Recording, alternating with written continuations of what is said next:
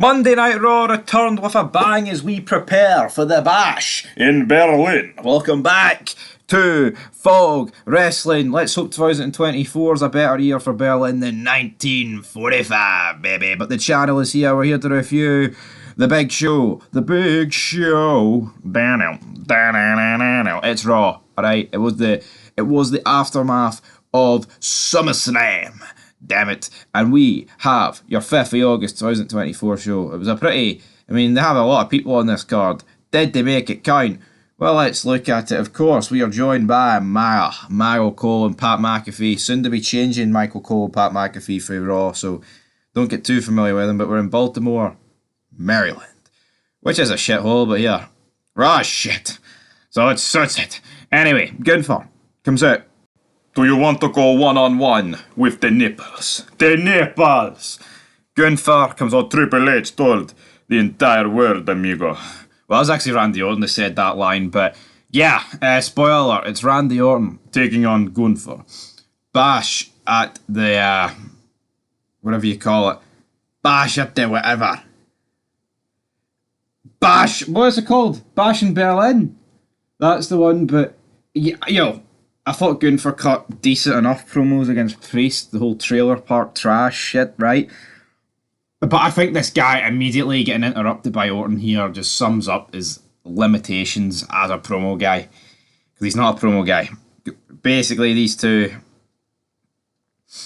agree to disagree. They're going to fight. You're going to win. I'm going to win, sort of thing. Nothing's going to catch me out of nowhere, Randy. You're not going to defeat me.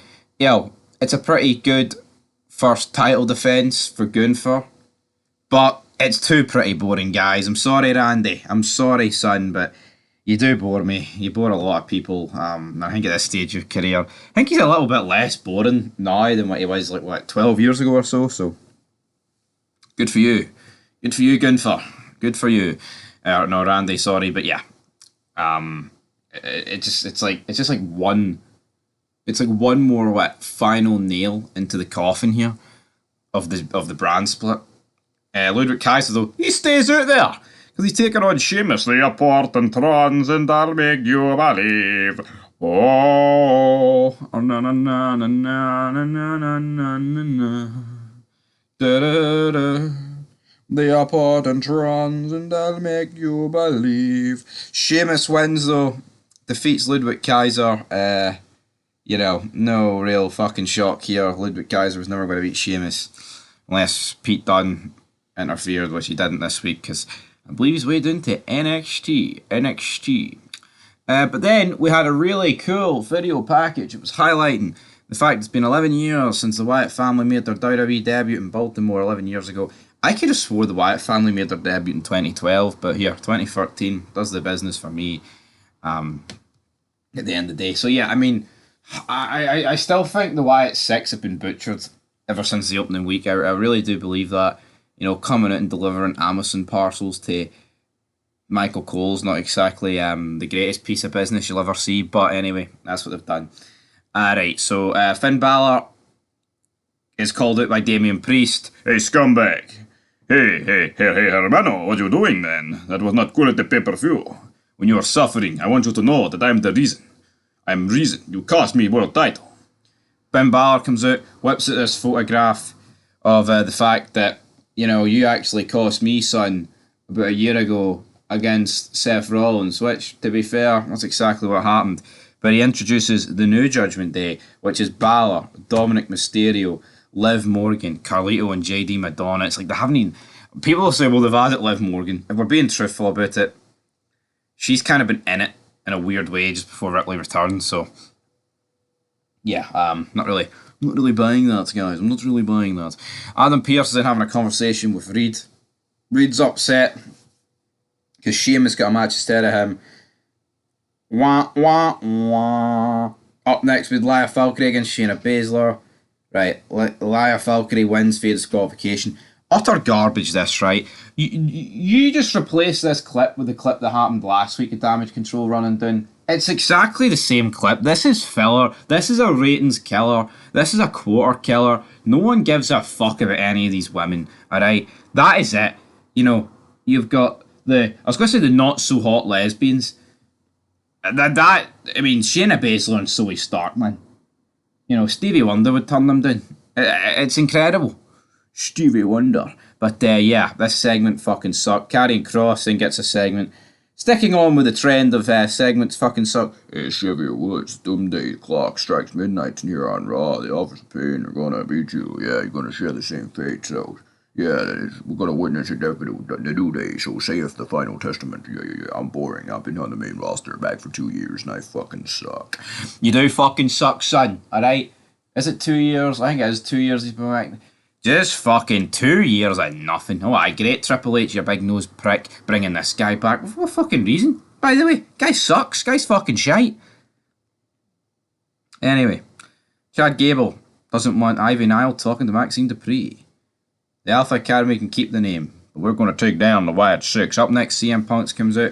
He's like, I'm smiling because, you know what? I came back early from my injury. I gave it my all, and I should have won, but I got screwed. He's like, the summer I hate didn't start the way I predicted. I'm going to go to... The road to WrestleMania starts here, even though it's August, and it's normally January at the Rumble. It starts here. And then out comes Seth Rollins. Rollins like, I've been waiting 10 years for this. Let's get to it. Punk then's like, I'm not dressed like a cowboy, but I'll be your Huckleberry. Let's go. Then Mcintyre, hey Punk! Hey guys, what is all this negativity? Punk, you fucking suck. Along those lines, guess who's still in my corner, Punk, though? These two can fight, but your stupid looking dog Larry and your lovely wife AJ are in my corner. Punk then runs after McIntyre, like, it's a decent segment, continuing the feud, you know. But then the show, the segment, whatever, just completely goes downhill as Bronson Reed comes out. He hits him with just Death Valley Driver, senton splashes, then he hits like 1,000,006 tsunami splashes to close the segment, and it's like, really? It's like you've actually got this good feud with 3 guys. I know Seth Rollins feels like the third wheel, alright?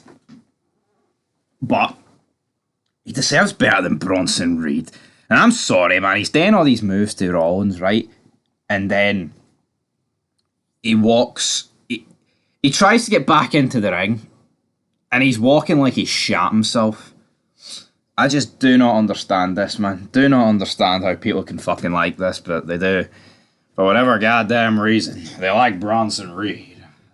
I think the next couple of months for Seth Rollins is gonna fucking suck.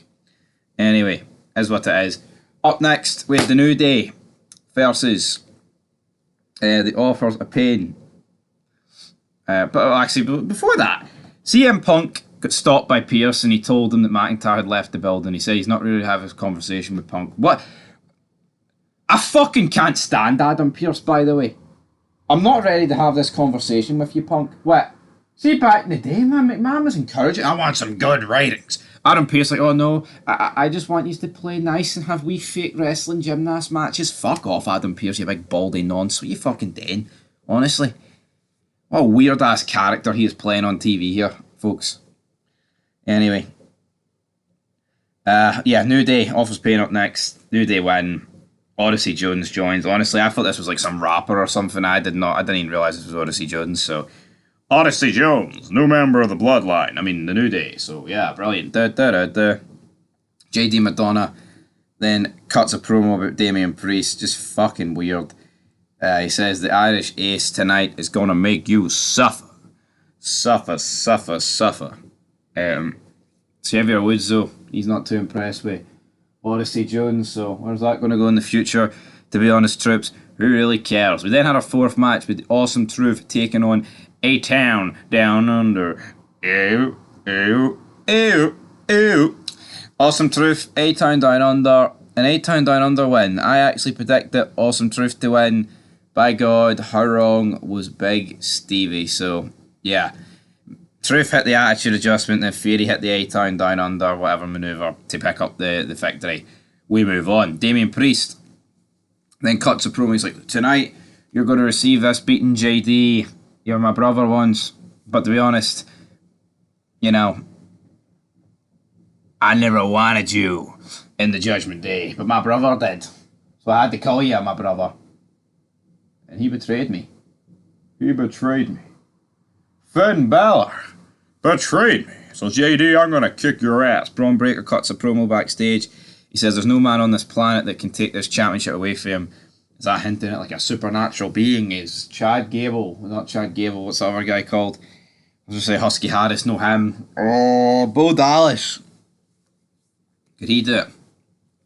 Could he do the unthinkable? Fifth match, Damian Priest against JD Madonna.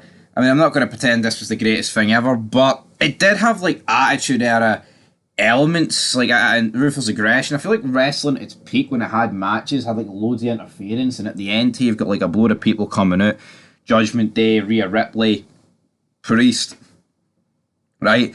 And maybe I'm putting this way more over than it needs to be, but I look at wrestling at its best, and I think matches that have loads of interference and big spots, and you know everybody gets their wee stuff in, is good, especially when it feels organic, man. But yeah, I mean this is not exactly the SmackDown ending in 0-1 before Survivor Series, but I thought it was alright. Priest wins via disqualification, big brawl between them.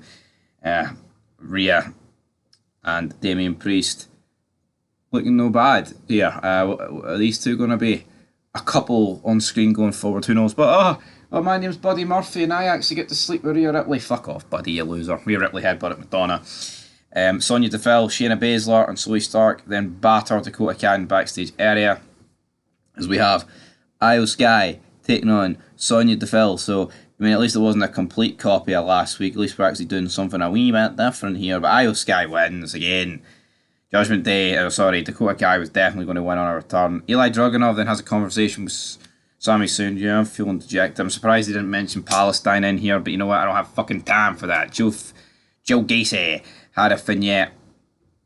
Then it was announced that on Raw next week, Braun Breaker will put his Intercontinental Championship on the line against Sami Zayn in a 2 out of 3 falls match, plus Damage Control versus Shayna Baszler, Zoe Stark, and the winners will be number 1 contenders for a shot at tag titles. So, Sami Zayn, Braun Breaker, 2 out of 3 falls match, Triple H, right? If you think you're cooking the gas, then know what you need to do, son? You need to have Braun Breaker win 2-0. That is the only thing that makes sense out of that. Thank you, sir. Up next, we have the Wyatt 6 taking on American made, cause I'm American made and I love Chevrolet. Anyway, it's not Lightning McQueen, it is Chad Gable. Start your engines. It's like, this was alright, but it's just a wrestling match. Loomis wins with the frog splash, and it's like, right, hold on here, I've seen people marking out about this. It's like, oh, I can't wait to see what the Wyatt 6 do. We've seen them all wrestle before. Like, what is this? No, like, seriously, what is this? You know, I'm not talking about, oh, we've seen them all wrestle before in other companies. We've literally seen them wrestle like a million matches in WWE, especially Eric Rowan. Alright, main event, but I think these guys have just lost the mystique about them. I'll give Raw a 3. I thought there was some good stuff, but you know, it's still fucking wrestling 2024 troops. It sucks for the most part, but you get some alright things anyway. Till next time.